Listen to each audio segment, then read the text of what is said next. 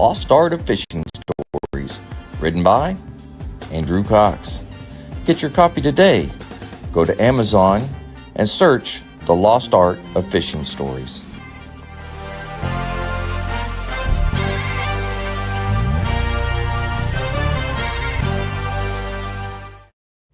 The Lost Art Project, Veteran Voices with Andrew Cox.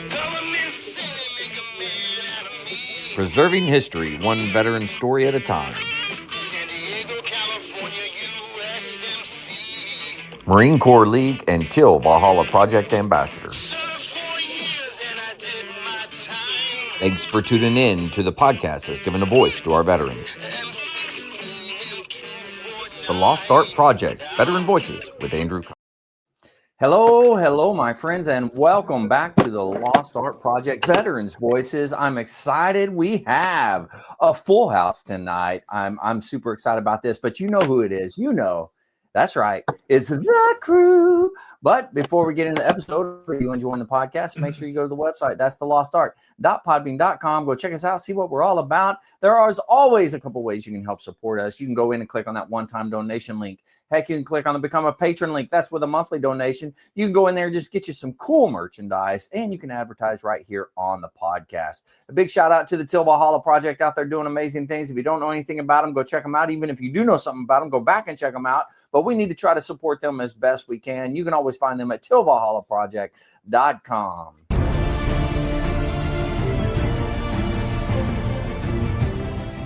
Are you a Marine veteran? Are you missing that bond you had on active duty? Then I have a place for you. Join the only congressionally chartered Marine Corps Veteran Service Organization, the Marine Corps League. Get that brother and sisterhood back in your life. Become one of the fewer, the prouder, a Marine Corps League member.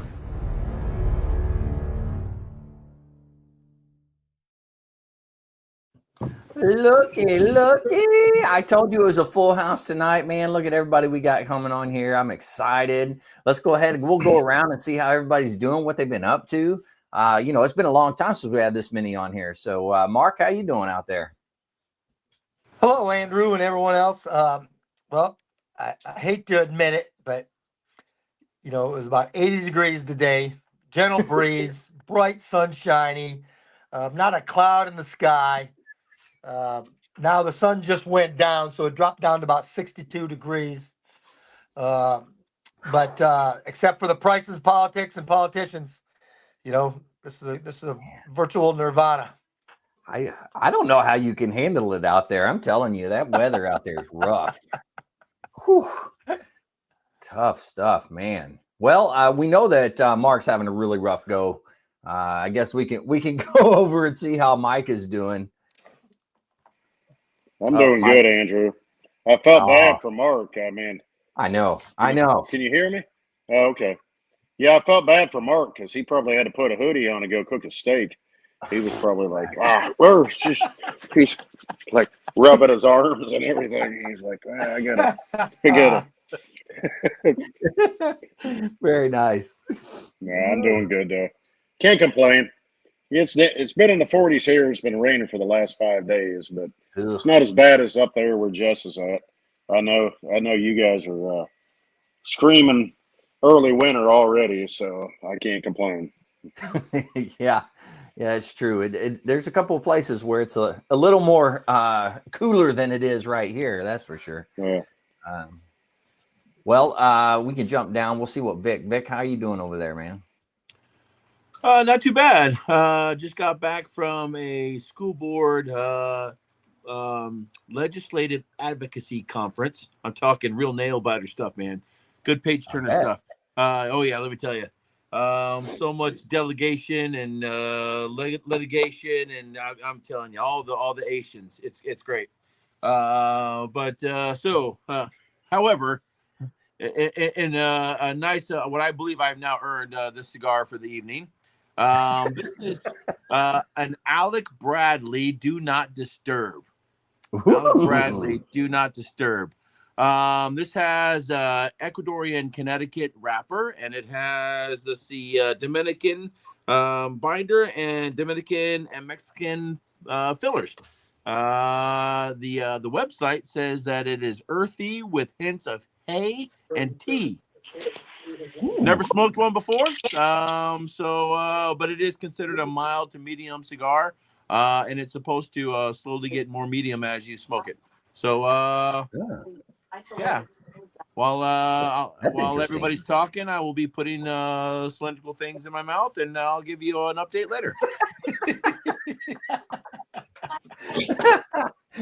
Oh man, that's perfect. All right. Remember what you asked for, Vic. I mean, you want to be a part of the school thing. You want to be a representative of, the school district. So, I mean, you. Yeah, nice. I did ask for it. And honestly, it's some of it is actually starting to get pretty interesting. I'm not going to lie, but it's a lot more work than people think, especially when you're talking about legislation that affects education, not just on a federal level, but at a state and local level. And of course, with our current president slowly dismantling the Department of Education, it's there's a lot of things that we have to consider at the local level. So. So what you're saying is you're having to actually do work in it. Yeah, I mean, it's not just a vacation. This conference was in Charleston. It wasn't just a vacation. Yeah, I think it's important to actually go and pay attention to these things. Just because if you don't plan to succeed, then you're planning to fail, kind of thing. Yeah. So you got to have the wherewithal so that you can at least have a plan B and a plan C when funding gets delayed or cut. Yeah. You know what? That's a good campaign speech. I'd vote for you again. Aw. Yeah. Well, that's pretty good to me. That makes two of us. I see Vic cut all this so he'd have his rubber bands in and all that when he went to the conference. Yeah, well, yeah. I'm finally making a name for myself where the CEO of the School Board Association and a couple of the other people, the new president, they actually know me by name now. So I'm like, I don't know if that means I'm annoying or what, but at least they know me by name now. Yeah. Even if it's annoying, they still know you by name. Yep. That's fake something. It till you make it. Fake it till you make it. I like it. Yeah. So what do they call you, Vic or fucker or what? What do they call you? Yeah, they call me Vic. Yeah. I mean, I'm sure maybe someone call me asshole behind my back or something. I don't know. Yeah, it's true. Yeah. Yeah. As soon as they see you, they're like, "Oh, there's fucker." Yeah, but with like superintendent in front of it. So. That's Oh man, Bone, how you been doing, man? They're gonna rape me. They'll rape me anyway. No, yeah. Bone, how you doing? Am I on here? Hello. You guys hear me? Hello. Oh man, I'm doing okay. I have a glitch. You glitching?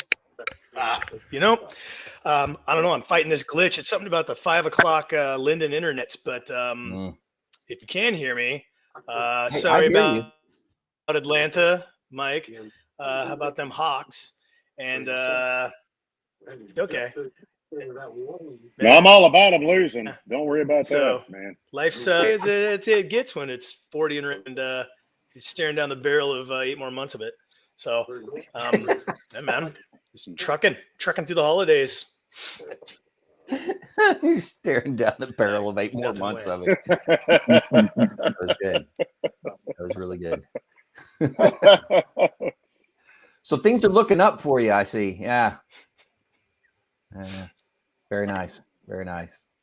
Well, I want to skip Jess because I know what kind of weather he's got and I want to really hear about it. But Jim, how are things out your way? Oh, not too bad. It's chilling off, but nothing like they're dealing with. That's why I moved where I live. I don't want to live up north in that cold anymore. Yeah. But today I spent the day down memorying the 84th anniversary of Pearl Harbor Day. We got to listen to a Medal of Honor winner out of Michigan talk, and it was a good time. That's awesome. Yeah. Getting out. That's right. Today is Pearl Harbor Day. Yeah. So yeah, that's good that you got to go out and get to go see an event. I should have looked for one around here, and I didn't do it. I should have. But I'm not gonna lie. I've been sick since Thursday night. After the podcast, I took medicine, went to bed, and I basically woke up today. So, yeah, I know. I'm garbage. It's all good.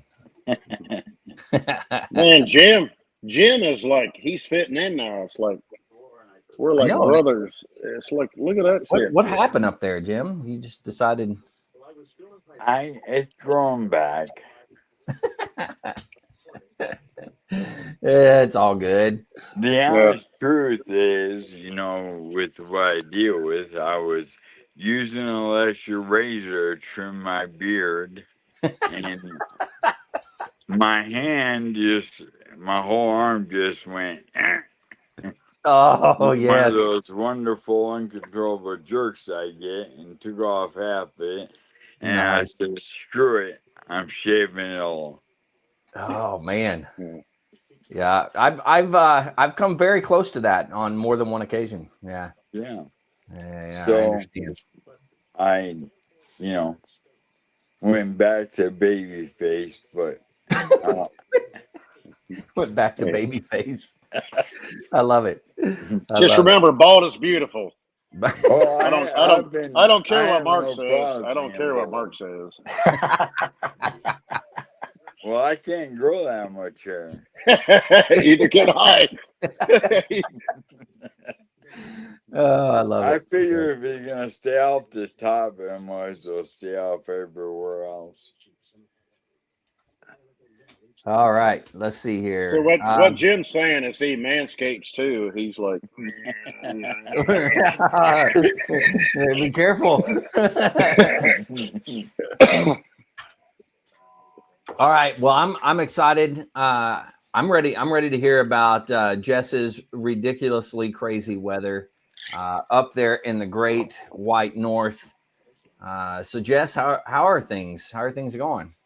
White. Makes sense. No, I mean, we got hit with snow yesterday, but it's early in the year, so we thought, hey, we'll dig out and everything be great. And then clouds came through, gave us a nice little hump at the end of the driveway. And then like at least Sunday it'll just be cold, right? It's 8 and it feels like 8 below right now, but tomorrow is going to be 33 and then goes up to 40 and then drops down to next Saturday 8 degrees again. So it's just God. We're going through some Mother Nature's got some mood swings right now. She's perimenopausal, so it's been fun. Playing some games with you up there. Like you're back in boot camp games, It's December. It's just winter. So where are you at, Jess? You're in the Dakotas? There's 2 of them, yeah. Yeah, I'm aware of that, but which one are you in? The southern one.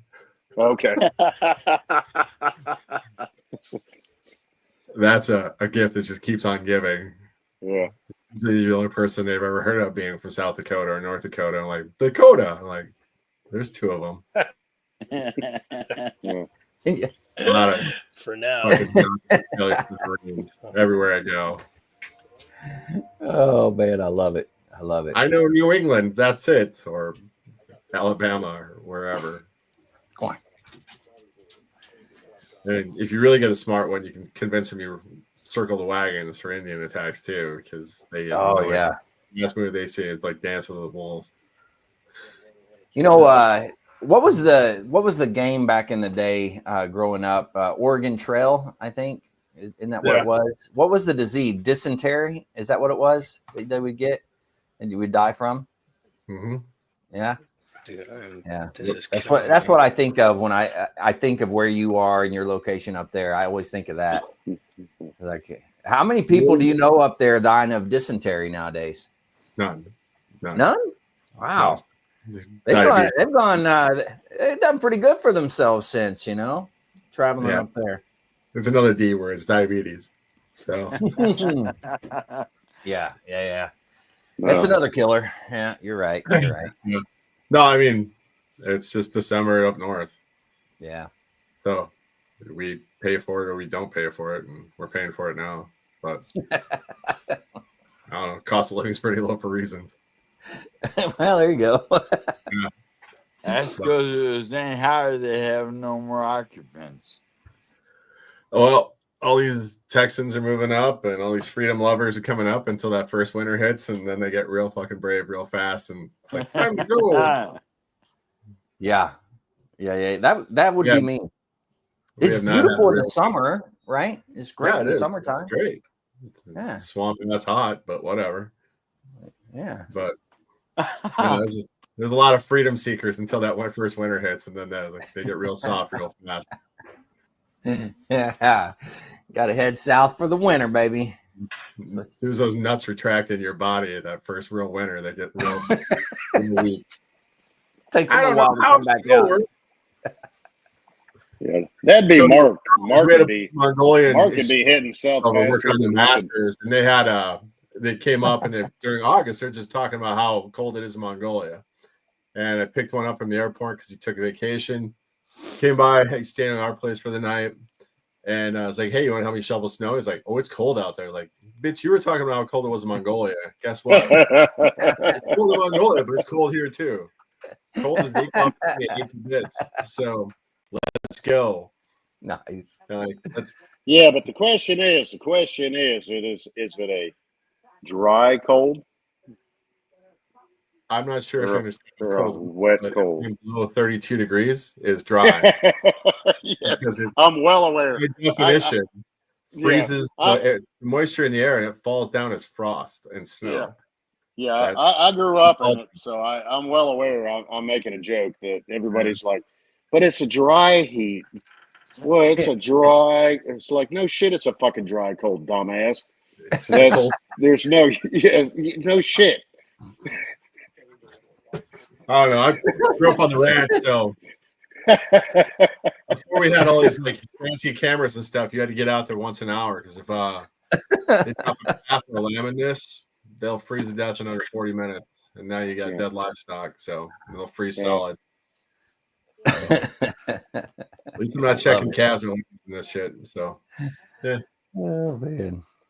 Yeah, it is calving season, isn't it? Nah, February. Right when it gets real cold. After the year, yeah. After the first of the year, yeah. February, March. Man, what a horrible time to do it. It's a perfect time. Yeah. Because you want gaining weight over the summer real quick. So you got to pay for it sooner or later. Yeah, in Iowa, we didn't start calving until like March, April. Yeah.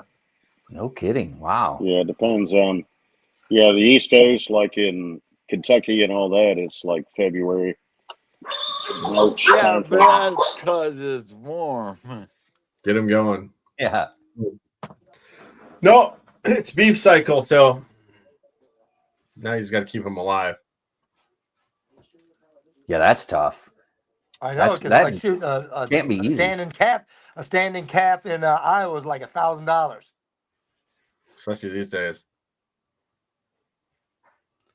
Yeah, I looked at the price of steak at the grocery store the other day, and I almost shit a brick. I was amazed at how expensive it was. It was ridiculous. Yep. Oh, it's a good thing that's all I eat. I don't have to buy vegetables or nothing like that. I have not bought beef in years. I buy a whole beef and go. We go up north and pick it up. You should get a whole. What is a whole beef? What's a whole beef up there, Jess? I mean, reason I ask is I've got a cattle farm. It's about 20 miles north of me, and I actually went by there earlier this week. What's half a beef right now? What's a whole beef? I'll give you 1 second. I'll give you, but we get the local small town processors too, and that's where you make your. That's the best part because they will do exactly what you want and take care of it. Yep, that's cool. God, what was it? $704, $491 a pound for the beef, and then $28.16 for a whole beef. $28.16. Yep. Now, how long will that last, say, a family of 4? A whole? Maybe 2 years. Really? You said what? 2,800? 2816. Gotcha. And then I think it's another couple hundred for the processing, but we split it between 4 families, or I'll take a quarter. This year did a half, and yeah, this is the beef that actually wins awards at national level. So it's kind of what I grew up on. So I don't understand what you guys are talking about when you say we go to the grocery store. I was like, that sounds gross. Yeah. Sounds like craft beef and steak. It just sounds like shit. Yeah, the reason I asked was because I went. There's a local farm up here. It's a dairy farm, but they do. They have beef and all that, and as far as, but it was processed and everything was 1,800. Yeah, for a whole. So beef? that's what for a whole beef. Yeah. That's Yeah, that's what I was asking. I was like, I don't know. What's. And the sad thing is even do a half beef, half. It was more economical to do a whole. Yeah. At that point, so I was like, okay, well, I'll get back with you. But now you telling me that. Now, do you think it is cost effective to get you a calf or whatever, raise that son of a gun for a year, and then take him in, and it's not? No. Yeah. It's the vet and everything else that comes with it. And when you're buying corn, alfalfa, living space, grazing space, and then we corn finish everything up here. So that grass-fed, grass-finished bullshit, I don't understand what Rogan's talking about, because that tastes like complete asshole.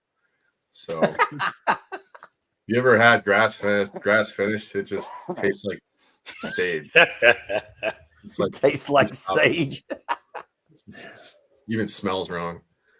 Like it is different. It is different. No, it's noticeable. I don't mind the hamburger.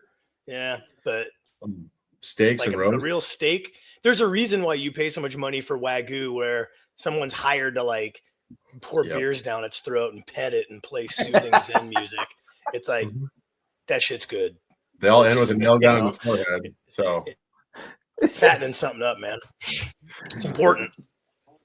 Pour beers down its throat, pet it, and play music for it. I didn't know that was part of the process for Wagyu. I mean, that's pretty impressive. Yeah. It's, you gotta treat it nicely. I don't know what they do. They do something over there. They treat them real respectable. Like, yeah, they do. It's not a mass super farm like over here. Which whatever. I don't have a problem with, but yeah, it's okay. Bones sitting there rubbing it. It's the sumo culture, dude. He's like, summer beef makes you taste. He's got a baby bottle full of beer.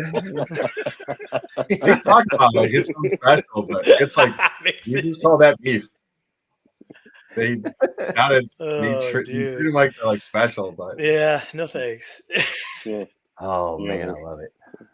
You got a ball of Yingling just sitting there feeding them. We don't have that here. What is it in Minnesota? What's the beer? What is it? Is Minnesota in that area? What is it? Exactly. You don't want to pour that bush. You don't want to pour that bush light in them. Natty Light going. Natty Light, baby. Yeah.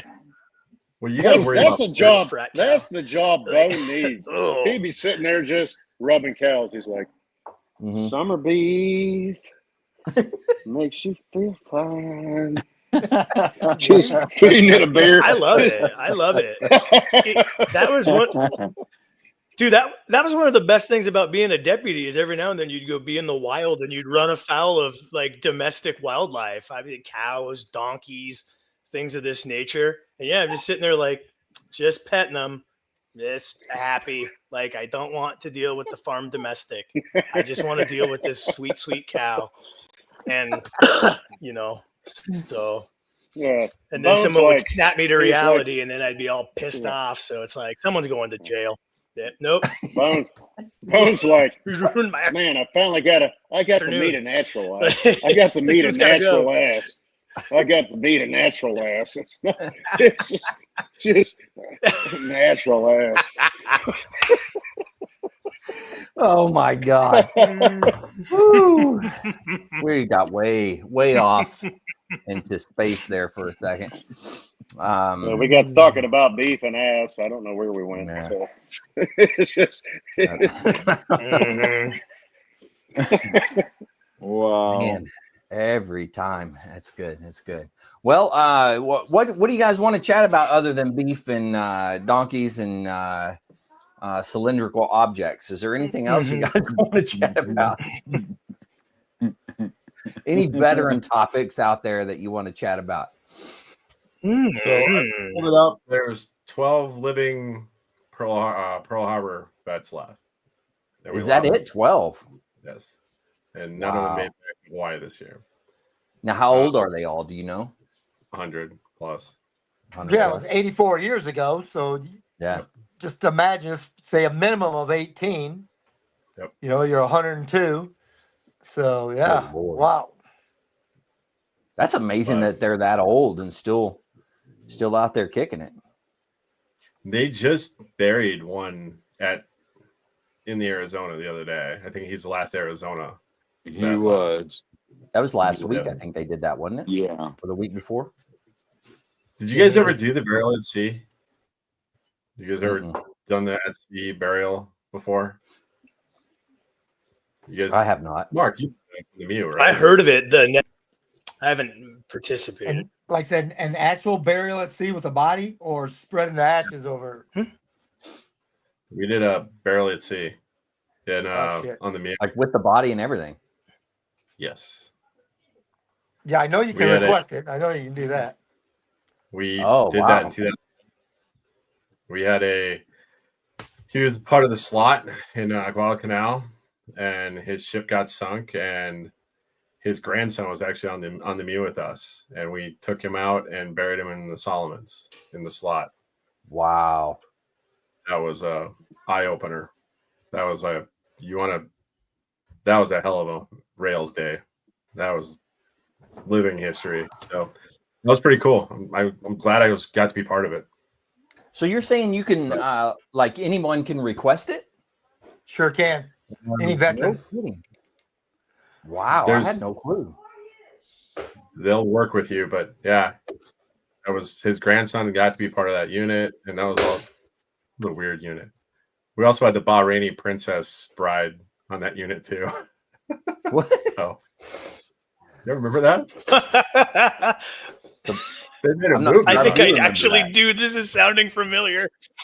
Yeah. Oh my god. He's on. That's the best units. Fast.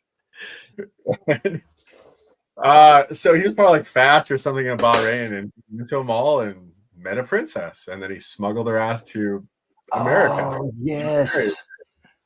So yeah, I remember that. When we were getting ready for pump, we got it pulled in. It was like, hey, there's certain things we need to be cognizant of, because we had all these shore visits wrapped up for Bahrain, and yeah, he was the kid. It was like, do not let him off the ship. So he got restricted every time we went to Bahrain. It's like, do not let him off. I name him. They'll arrest and hang his ass. And the State Department was losing their mind about it. Yeah. Yeah. It was a whoops moment right there. That's a big whoops. Like, he was like, ain't no little whoops. Like it was like, it was just like this. There's a Bahrain moment for you. But yeah, that deployment was like the weirdest deployment, because I mean it was right before 9/11, so it was like the end of the FID and the bilats and all that, and yeah. But we had like all the Yemen stuff cooking, and every ship and the fifth getting ready to jetty it out. But yeah, we had the Bahrain princess guy too. It was like, god damn it. There's a planning hurdle they don't teach you about in school. So and if they do, it's because you have that annoying kid. There's always one. Yeah. So he literally married a princess? They're divorced. They came back. She realized America was not all Lambos and Vegas. And he was like a Lance. base housing in Pendleton was not exactly like the Princess Castle. Yeah. That was back when he was mowing the lawn in base housing. That was back when base housing didn't even have phones in all the houses because they had the phone banks down by the oh my God. You guys remember those base housing units down in South side of Pendleton? They had like the phone banks on the walls, like all the barracks. Like that was luck. But wow. Unbelievable. Yeah, she figured out what she was missing. Yeah. Was she welcomed back as the princess and all that stuff? Like, how did that work out? You know? Don't give a shit at all. I think there's something about a rug and a monkey, and I think Disney did a thing about it. Check that out. Close enough. They didn't let us land back in the castle. Oh God! Yeah, you're killing me, Bone. Jasmine did live with the pet. Yeah, that's the reverse right there. Yeah, it was got switched. Oh man! Oh man! Well, what is? You know, we're talking about the dude that married the princess and all, but what are some of the craziest things that you remember while you were in, like the things that happened in your unit or something of that nature, or maybe it's just something you heard about, right? What are some good stories that you guys have? Oh Jesus! Anytime you deal with a 29 pounds of I supervised this little turd. Is the first kid I ever supervised. Seemed nice, pretty motivated for an Air Force Reserve guy, right? But for context, and all of a sudden, like things are going okay. We got a training plan. We're doing this. All of a sudden, I show up to drill one day. Where's little Ryan? Right? Different Ryan. Oh, took his government travel card. Went on a bender in Portland, so got a penthouse at the Hilton. Literally all the hookers and blow he could put on that thing, and just absconded. But from the reserve, right? So it wasn't even like leaving Pendleton or like finding a different Tijuana princess and jumping that border. It was just like I didn't. How do I in this? And now I get sucked in. I'm like an E5 taking care of this. What year was that? And that was an eye opening. I got my little supervisory third eyed squeegeed and was like, okay, this is how we deal with that. I don't even know whatever happened with him. I don't know if the MPs ever got him and rectified the situation or not. But what year is it, Bowen? That would have been 2005, 04, 05. Government cards were like the bane of everybody's existence. Because I had a platoon sergeant who was supposed to be going to division schools. That's what he told his wife, who got out as a gunny. He was a staff sergeant. Well, of course, as soon as he leaves to go to school, the washer breaks. So she calls the company office and says, hey, washer broke. I can't get a hold of him. His division school is down in Pendleton. And the company office is like, he's an MP. We don't know what you're talking about. And she's like, what are you talking about? They figure out that he went down to San Diego, bought a Harley on the government card, and he was doing the Baja Trail with a buddy of his. So he bought a Harley on the card. Oh, wow, that's impressive. It was just expected at that point. That's going all in right there. The 90s were wild, man. I just keep coming back to that phrase. But well, and then they had it locked down so tight because of all that then they couldn't even get contracts with like when they switched to Citibank because like they had to mandate that you would use it because no one would use it. They would just like do this and then you file the travel voucher, which don't get me started on those getting ate up. Oh, what a right? pain I never had an admin unit, so my dude, like, and none of us are incompetent, but there's just something about the travel voucher and you not doing it all the time, like the cover letter on a TPS report. You just, but like, all enrage you. But they're like, no, now you have to use it again. And then guess what? Full circle, right back to people using it for tomfoolery, and more great GTC There's a way to break stories. them though. We broke them. I had to work for the company, and they said anytime you want anything reimbursed, you had to have a receipt. It doesn't matter the cost. And it had to be 4 corners taped down on an 8.5-11 with a header on top of it. So we would go from Okinawa to Orlando all the time, and every 25 feet in Orlando on the interstate was like a toll booth. It was 25 cents. So we stopped at every toll booth and got a receipt for 25 cents. We had a stack of those things. We came back, and each one of us had to put it, and we did it exactly how I wanted, submitted a ream of paper. That was our travel expense. And they had to FedEx this thing to Washington from Japan. They had to overnight it. And after that, it's like, all right, stop this right now. We're not doing this. See, and that's when malicious compliance, my favorite form of compliance, comes in handy, baby. Like for the dub, right? Really? Who's eating shit now? Like, good for you guys. I love that story. I'll take a week and do this. I don't give a shit.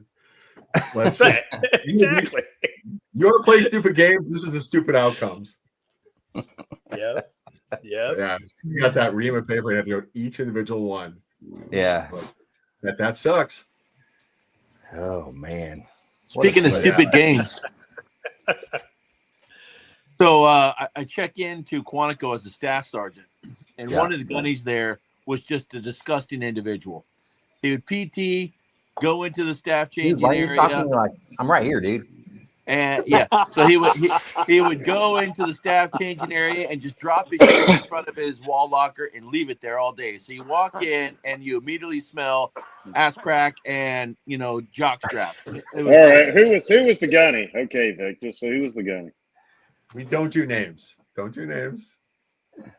So he wants to. I'll tell you we're not recording. I'm sure Andrew and I'm pretty sure who it is. So I mean, what? This is Quantico. Andrew and I never served together, Quantico. So, all right. But I'll tell you when we're not recording. But so the guy, he was one of those guys that like anytime some Marine would come in to talk to him behind his desk, he'd scratch his nutsack, and he's one of those guys. And finally I just got sick and tired of walking into the staff changing area, and it smelled like ball sack. And I mean, it's sweaty ass crack and bad feet smell. I mean, it was just awful all the time. So one Wednesday night, I was just going to play a trick on him. It was a Wednesday before we took a 96, Thursday through Sunday 96. So Wednesday, I go in to the exchange or to the commissary, and I buy 7 rolls of saran wrap.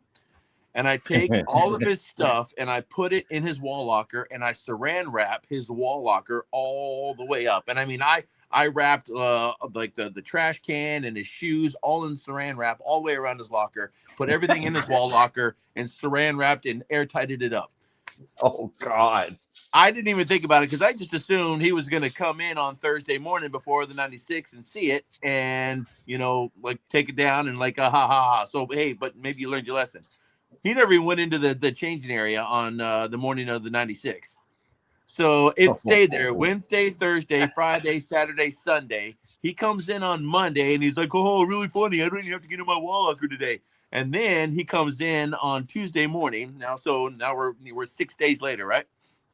And he just takes a box cutter and he goes, ooh, you got me. And he sliced it all the way up. And as soon as he did, it smelled just like rotten eggs. It was so bad. And then he got so pissed at me. It cost him $700 to have all of his stuff dry cleaned. His alpha blouse, all of his blues blouses, all of his trousers. Man, so dang. I said, clean up your shit then. I'm tired of cleaning up for you. I'm not your personal servant, dickhead. So clean up your stuff. Wow. Oh man, he got so mad at me. But then, I mean, it just went on from there. Like he'd leave his phone down, I'd put the wrong code in 9 times, kind of thing. Yeah, I mean, I could not stand the guy. Oh my God. Don't leave your shit around, man. Yeah, we definitely need to know that name later. Yeah. Sure, I already know, but it's all good stuff. I'm sure Mark's got some good ones. Probably can't really tell most of them. That's the thing about the statute of limitations. Yeah. You know, Yeah. it's 3 years for most felonies in Washington. Yeah, you keep saying the 90s were good, and they were, but the 80s were even better. All that Peruvian goat dust? Is that what you guys were talking about? Yeah. Before El Piso Testo? Oh man, that's the good only- stuff. Probably the only really the funniest thing I can think of is when it's 29 Palms. You know, it was in the I'm assuming it's the band hall you and Andrew and you and Vic knew. You know, the old tanks grinder. Yeah. But we had just moved in there, and it was, you know, that band was a drum and bugle corps, and then it was canceled. You know, they were they were getting away with it, and they turned into it a band, and then they were gonna the same thing they've done now with Albany and 29 Palms. They're no longer more. Yeah, they were going to disband But them. there was a whole bunch of them went in there, but you know, we were the ones that go in and replace them, and we were PFCs, Lance Corporals. Finally got promoted to corporal, and you know, there was a bunch of sergeants came in from the School of Music. You know, from what it used to be called the Slick course. You know, section leaders course, and they came in there, and they were all hot and heavy on everything. It's like went in the changing area, but they were all about, you know, it's like, you know, we went through the changing area, you know, we found unsecured wall lockers, everything. It's like, okay. But what they didn't realize is there was a bunch of us had been there a while, so we all had keys to the damn building. And they didn't, they weren't locking their own freaking wall lockers or, you know, uniform lockers and stuff. So there was probably 5 or 6 of us went in there one night, and all their shit was unlocked. They didn't put locks on it. They're all sergeants. Man, we freaking moved uniforms around. You know, nice. You know, one guy was like 6'2". We switched his shit with the guy that was like 5'4". I mean, literally switched everything all around. And this was going into Friday morning when we had, you know, morning colors at 29 Palms. And we're all in there changing, getting ready to get on the bus. We're all outside. They're like, what the fuck? Everybody's yelling and screaming. And I was like, what the fuck? And, you know, everybody E4 and below, man. We were all, you know, and staff NCOs had their own stuff. We didn't mess with their stuff, but we just messed with the sergeant stuff. But we're all standing out there ready to get on the bus, and they're all trying to figure out what the hell they got freaking little short shirts on, and they got freaking alpha blouses that don't fit. And, you know, we're in Charlie, and they're all like running out, and freaking Boatwright was there. Boatwright was standing there, and he was like, "What the fuck is going on?" And they're all standing there, they're like, we don't know where our uniforms are at. And we're all like, we all just got on the bus. We were all just sitting on the bus. We're like, okay. And they're literally sitting there in like alphas and shit, and their trousers are like that much short. Oh, and geez. You know, that was probably yeah, that was a bad time when we got back after that one. Yeah, we got our asses handed to us, but yeah, you got to mark your stuff. Yeah, you're compact, man. It was a good time. That story does explain a lot about when I served with Boatwright, though. He was very big on making sure your wall lockers were secured. Yeah. He was huge on that, man. They were a bunch of hard asses, man. It was like, you know, we're here to fix everything. And it's like, okay. We fixed that. I mean, literally, we switched everything. I mean, we're talking 6-4 to 5-4 to, we were moved everybody's shit around. That's the way to do it, though. They did they learn their lesson? Yeah, we learned our lesson too, but it was a good time. It was worth it. It's worth it. Yeah. It's worth it. I get smoked. I don't care. There's shenanigans supply side. So we got these two guys that get an award, they get names for doing like super awesome save the regimentals for this money. And then we see them being drug out in handcuffs. So we're like, okay, that's not usually what happens after a NAM. And come to find out they were they had a place out in town and bring entire 81 mortars unit, like 81 mortars, base plate, tripod or bipod, tube, the works, and they were getting delivered to their house. So what? There's a guy who was retired. They misplaced it on the drop on the delivery, and he's like, what's going on here? Why do I have an 81 tube in this box that just got there in my house? Calls base comes out, NCIS is involved. Yeah. So they don't know how long they've been doing these shenanigans, but wow, man. 29 palms. That's impressive. Well, Mark was up in First Marines for the meth lab, right? Was that First or Fifth Marines that had the cookhouse and like a whole floor of the barracks? Oh, I wasn't there. Probably Fifth Marines. Yeah. You said a whole squad bay was used for a whole floor of a barracks. Yeah. Oh, a clan lab. When was that, Jess? 90s, early 2000s. Plausible deniability. I like it, Mark. Good job. Good job. Yeah. What's the statute of limitations on drug offenses? I was not there. 25 years? I don't know. But holy cow. A meth lab. That's impressive.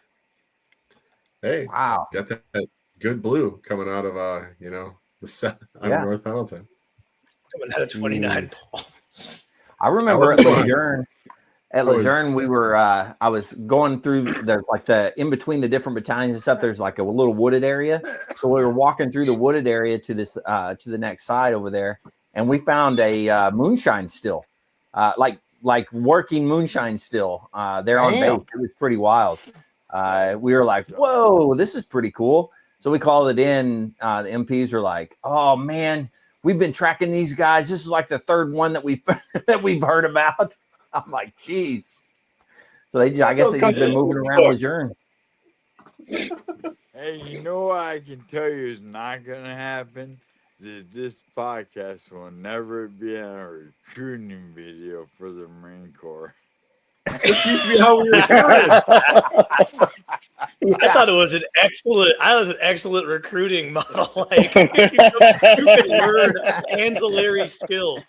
Things you'll use in real life, like making moonshine under people's noses, how to fuck with people. Oh man, I love it, man. All the good stuff, man. All the stuff you only learn in the Department of Defense, All right, so we had a class we had a class come out of School of Infantry, and LAV kids graduate like once every 3 months. It's like once you get the boots, you're like, this is the best thing ever. Because I'm no longer a boot, and you move up one. Well, this entire class filled up a bus, and they dropped acid outside of Paris. And they showed up just tripped. And then first thing you do when you show up to the fleet, you get piss tested. And they say, is there anything you'd like to declare? It's like, I dropped acid on the way here. And then where did you get it from? Because they don't test for it. And they rolled up an entire class. So we lost an entire class of LEV crewmen for acid. Like, this is super. Shit. Yeah. Wow. Well, that was a good time.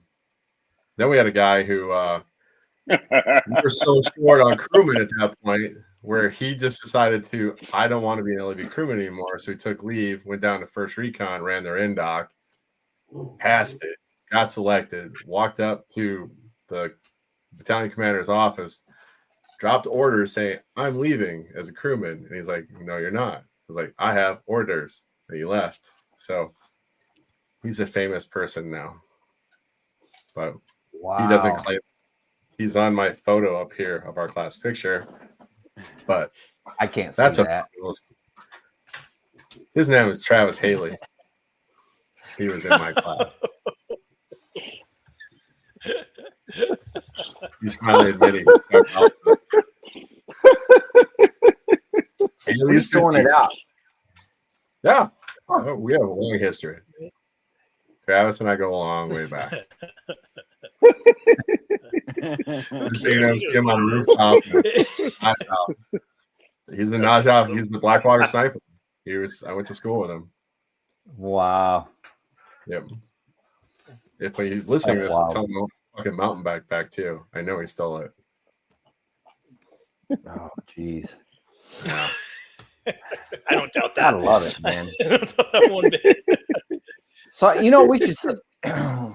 This whole podcast has been a great example of things not to do while you're in the military.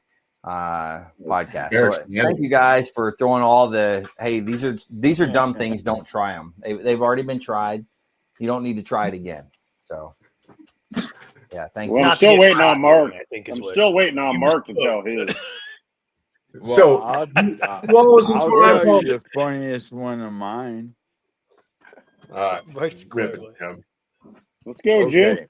So Vic, like you, we had a guy who didn't like to shower, clean up after himself. Yeah. So we warned him, and we warned him. So one night, about midnight, we took all his clothes and we took detergent, we threw him all in the shower, and then we stripped him down and duct taped him together and threw him on top of it and scrubbed him down. Oh, shit. Let's just say he never left dirty clothes again. It's amazing how that works, huh? I find he's in jail now.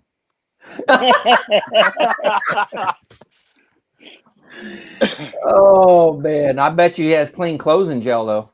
I bet he does. And it wasn't a nice brushes either, but that's another story. Oh jeez. Yeah, you were scrubbing for ghost turds. You were scrubbing for ghost turds. You were like, yeah, make sure we got all that crusty dirt off. Yeah, got to get it all off.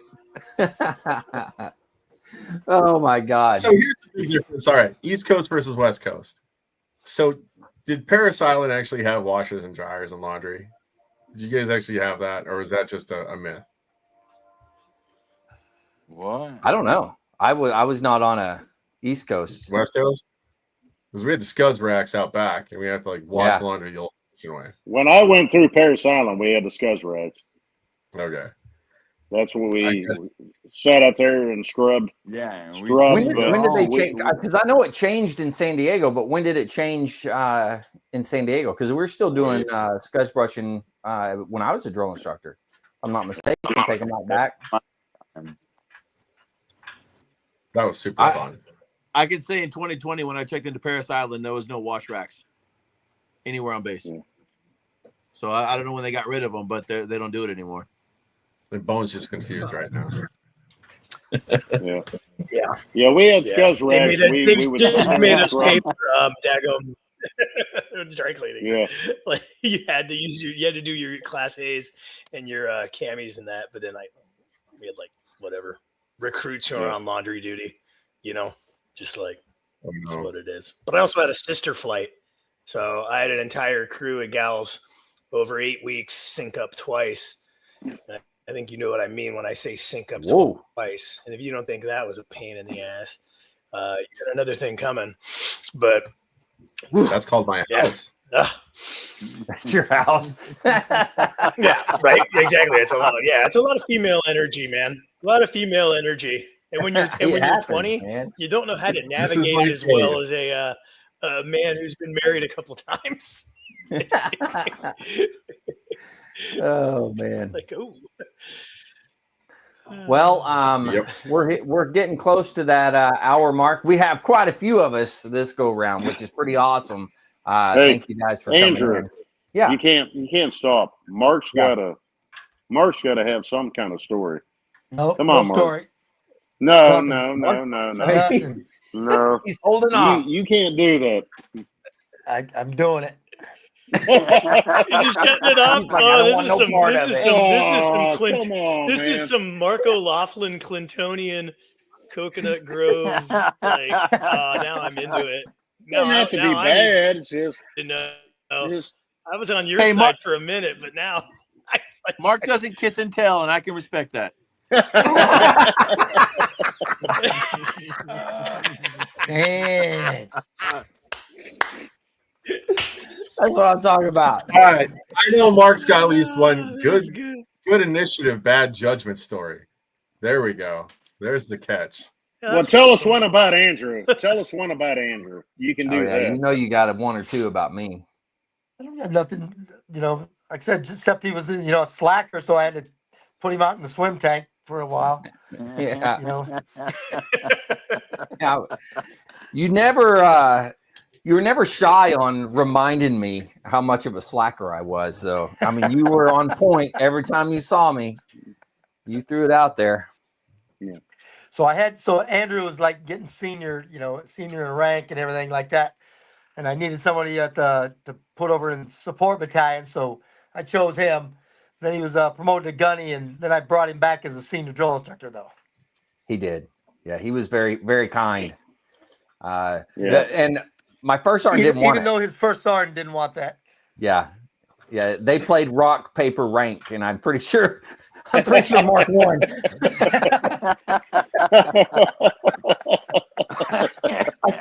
I think in fact he wrote out, "Hey, this is where I want him," and I don't even know if it was a J hat. I think it might have been a third hat. And he's like, "Here you go," gave it to you, and you were like, "Yeah, no, you need to change that." Yeah. Yeah. Mark took care of me, though. I thank you. Well, that's what a sergeant major can do, huh? Yeah. Oh man, good times. Right? Let's for it. Huh? Oh, flip for it? Yeah. They flipped for it. Yeah. Mark won. Mark flipped, and he's like, "Yeah, I don't fucking think this is where he's going." Think again. And then remember, it wasn't your first sergeant. It was one of those other first sergeants. I'd say something. Hey, this scout's going to be. He goes, "Well, my company commander might have something to say about that." I go, "Yeah, you just have him go talk to the colonel." Because the colonel and I have already talked about it.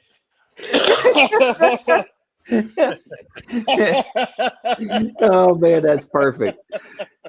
Yeah. Then that was the same first sergeant. I tell him, I said, "I need because when I first checked into the battalion, the second battalion didn't have the appropriate amount of people out on quota in support battalion, because it was supposed to be even across the regiment. And we were the second battalion sergeant major that I replaced. He didn't have that aligned, so I just said, okay, Echo Company, give me 2, Fox, give me 3, Golf 1, Hotel 3. And the first one, well, I can't give anybody up. I go, I didn't ask you if you're going to give somebody up. I'm telling you, you're going to give somebody up. He goes, well, I don't have anybody. I go, well, I'll pick them. I'm going to take 2 years senior drill instructors. That's when that was the first time he tried that. Well, my company commander might have something to say about that. I go, well, once the colonel signs the battalion special order that moves him over, he can talk all he wants. I love it. Oh, what's it like to be you, Mark? What's it like to be you? Yeah. But what'd you say, Andrew? Rock, paper, rank? Right, yeah, rock, paper, rank. That's right. I've been bit by that more than once, by the way. I may have a good idea, but sometimes that rank comes out. So how does it go? Like rock, paper, scissors. Yeah, rock, paper, and then you just go like this. Rank. Yeah, you just throw it at Then him. it does this. It's like, it's like, yeah, well, guess what? Yep, you win. You win. Oh man, that's good stuff. That's good stuff. Whew, man, I've laughed a lot. Thank you. I appreciate that. It's been a good episode, I think. I've enjoyed it. Well, hey, enjoyable. I want to say it's time. I think it's time to move on, start to close this thing out. But since we have so many, this is going to be fantastic. But we're gonna move on to words of wisdom.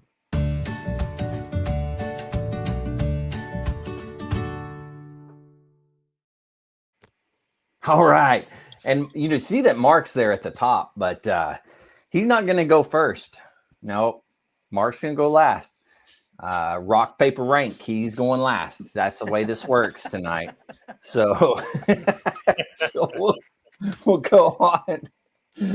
Mike, what do you got for us, man? I don't know. At this point in time, I don't know. But nice. All right, I'll try. But Mark's gonna jump in here and have something. But you can't always control the situation, but you can always control your attitude. Ooh, yeah, that's a good one. Yeah, I like that. That's good. All right, Jim, what do you got for us? When you stop teaching what happened in the past, you're destined to repeat it. Oh yeah, that's a good one too. Whew, man, Mark's gonna have a rough go. You don't have a rough go this go around. All right, Mr. Just left us, Vic. What do you got? Hold on. It's be polite, on time, and work really fucking hard until you're talented enough to be blunt, a little late, and take vacations. And even then, be polite. I like that. Yeah. I like that. Where did you find that quote? That's good. Ashton Kutcher. Oh, no way. Oh. That's good. That's good. All right. He worked at Hy-Vee. He got a lot of knowledge from there. Same with Kurt Warner. I'll give him a steal. I love it. Yeah. Oh, man. All right, Jess, what do you got, man? I don't have words of wisdom. I have books because I have a whole library downstairs. I'm going to start sharing these. So try Sebastian Junger. If you have not read it, I highly recommend it. I recommend it for everybody who's transitioning out or starting a new career, especially from the military. So if you're having a hard time and you're trying to figure that life out thing, that it's one of those books I always recommend. So that's a good one. I like that. So you're going to be our book connoisseur. I don't know what would you call that. I don't know. Yeah. Book recommendation guy. Aficionado. What is it? Aficionado. Okay. Yeah, that's a good word. I don't even know if I can say it. Aficionado. Aficionado. All right. It's kind of Italian or some kind of French. Is that what it is? I don't know. Italian? I don't know. I'm just here. All right, Bone, what do you got for us? Bone. Hard times don't last. Hard men do. So keep that in mind and take the advice of other hard men that are still lasting. Go read that Sebastian Junger book. Go take Andrew's advice and don't commit the borderline crimes we all talked about earlier. Stay hard, brothers and sisters. We love you. I totally thought you were talking about a blue pill. That does help. It does help. I'm not gonna lie. Why can't it be both? Why can't it be both? I keep getting the advertisements for the gum, so it's not even a pill.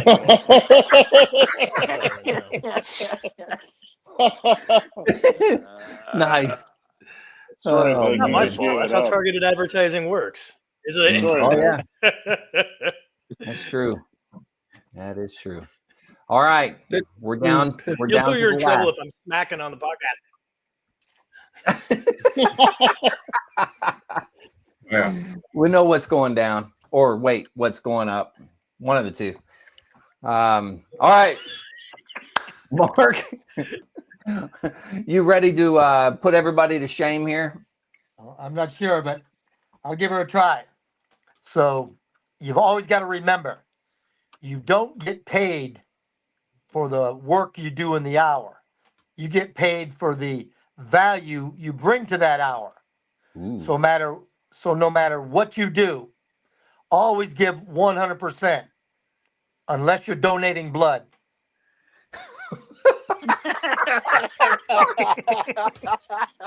Yeah, confirm. That's it. Wow. I mean, if you give out Wow. your blood. Brilliant advice. That's good. You can't even get 50%. There's no coming back from that.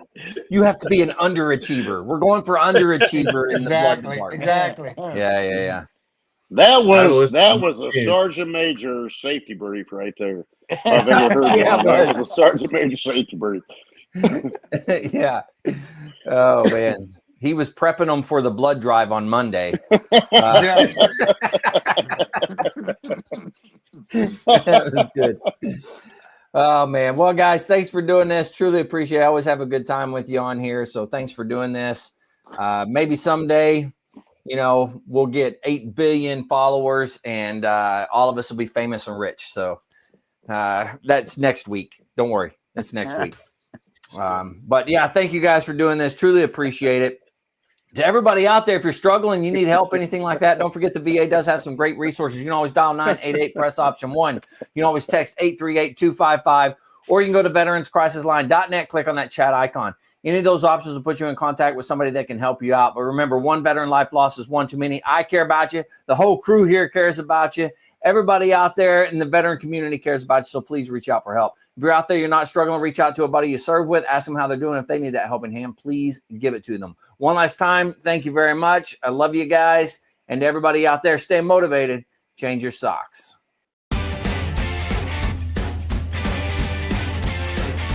No more 22. Honor the journey and finish the fight.